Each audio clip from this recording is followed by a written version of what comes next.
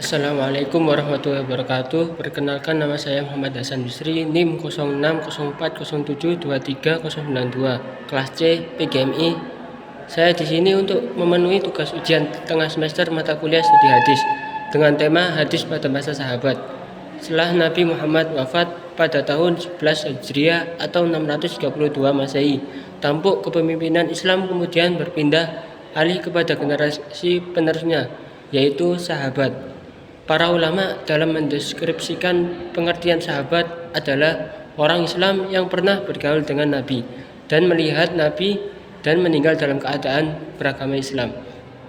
Berdasarkan definisi tersebut, ada beberapa poin penting yang ditekankan oleh para ulama sebagai kriteria penyebutan sahabat, yaitu yang pertama, harus memeluk agama Islam.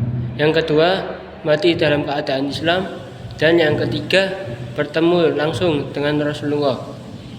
Sebab poin yang terakhir ini akan memperjelas perbedaan antara sahabat dan al-muharramin atau jamak dari lafaz al-muharram.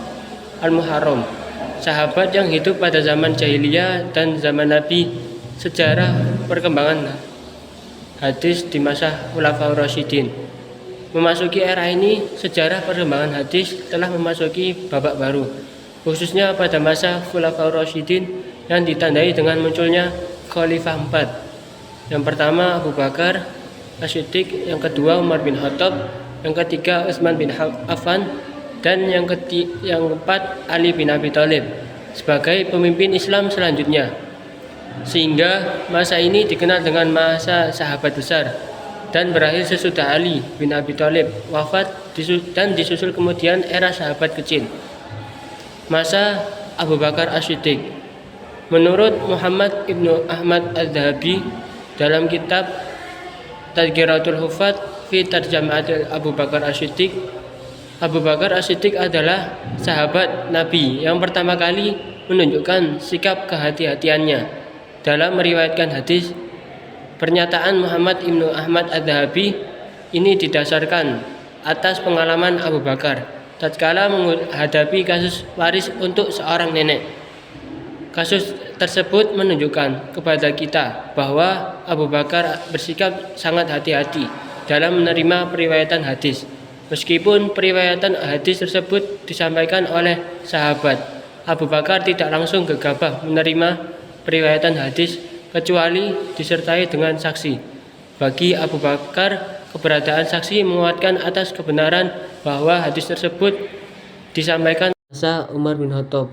Tindakan ini demikian juga dilakukan oleh beliau dengan tidak memperbanyak periwayatan hadis, sehingga perhatian umat Islam terhadap Al-Quran tidak terbagi, karena umat Islam lebih membutuhkan Al-Quran untuk dipelajari, dihafalkan, dan diamalkan kandungannya. Akibatnya periwayatan hadis pun kurang mendapat perhatian. Bahkan mereka berusaha untuk bersikap hati-hati dan membatasi diri dalam meriwayatkan hadis. Dalam suatu riwayat dijelaskan bahwa pernah suatu ketika Abu Musa Al-Asy'ari bermaksud menjumpai Umar bin Khattab. Lalu ia berdiri di depan pintu dan mengucapkan salam sebanyak 3 kali. Karena tidak mendapat jawaban, ia kemudian bermaksud kembali. Kemudian Umar bin Khattab memanggilnya dan menanyakan apa yang menghalanginya masuk. Abu Musa Al-Asy'ari pun menjawab bahwa dia pernah mendengar Rasulullah SAW bersabda, "Jika salah satu di antara kalian mengucapkan salam sebanyak 3 kali dan tidak dijawab, maka kembalilah pulang." Kemudian Umar bin Khattab meminta kepada Abu Musa Al-Asy'ari untuk mendatangi saksi. Abu Musa Al-Asy'ari menceritakan kejadian yang dialaminya kepada Sa'id dan sahabat yang lain.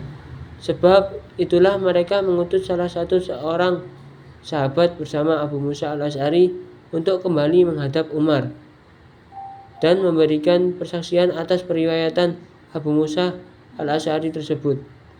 Kebijakan Umar bin Khattab melarang para sahabat Nabi memperbanyak periwayatan hadis.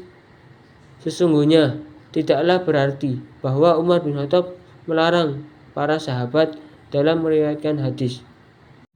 Masa Utsman bin Affan, beliau juga menerapkan kebijakan sebagaimana yang dilakukan oleh para pendahulunya dalam menyedikitkan periwayatan hadis. Diriwayatkan dari Husain ibnu Abi Waqqas berkata, saya mendengar Utsman bin Affan mengatakan bahwa hal yang mencegahku untuk meriwayatkan hadis Rasulullah karena melihat sikap para sahabat yang sangat berhati-hati dalam meriwayatkan hadis. Tapi aku bersaksi bahwa aku mendengar Rasulullah bersabda, barang siapa yang mengatakan sesuatu yang tidak aku katakan, maka tempat baginya adalah neraka. Dalam suatu kesempatan khutbah, Utsman bin Affan meminta kepada para sahabat agar tidak banyak meriwayatkan hadis yang mereka tidak pernah mendengar hadis itu pada zaman Abu Bakar dan Umar. Utsman pribadi tampaknya memang tidak terlalu banyak dalam meriwayatkan hadis. Ahmad bin Hanbal meriwayatkan hadis dari Utsman sekitar 40 saja. Itu pun banyak matan hadis yang terulang karena perbedaan sanad. Matan hadis yang banyak terulang itu adalah hadis tentang wudhu. Dari uraian tersebut dapat dinyatakan bahwa Utsman bin Affan bersikap agak longgar dalam periwayatan hadis, sehingga pada zaman ini periwayatan hadis banyak terjadi dibandingkan dengan zaman sebelumnya. Selain itu, karena wilayah Islam semakin meluas dan luas wilayah Islam menyebabkan bertambahnya kesulitan meriwayatkan hadis. Masa Ali bin Abi Thalib tidak jauh berbeda sikapnya dengan para khalifah pendahulunya dalam periwayatan hadis. Secara umum, Ali bin Abi Thalib barulah bersedia menerima periwayatan hadis setelah periwayat hadis yang bersangkutan mengucapkan sumpah bahwa hadis yang disampaikan itu benar-benar berasal dari Rasulullah. Dengan demikian dapat dinyatakan bahwa fungsi sumpah dalam periwayatan hadis bagi Ali bin Abi Thalib bukanlah sebagai syarat mutlak keabsahan periwayatan hadis.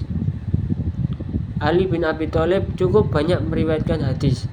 Hadis yang diriwayatkan dalam bentuk lisan juga dalam bentuk tulisan atau catatan, yang mana isi hadis berupa catatan berkisar tentang hukuman denda atau diat, pembebasan orang Islam yang ditahan oleh kafir, larangan melakukan hukum qisas terhadap orang Islam yang membunuh orang kafir,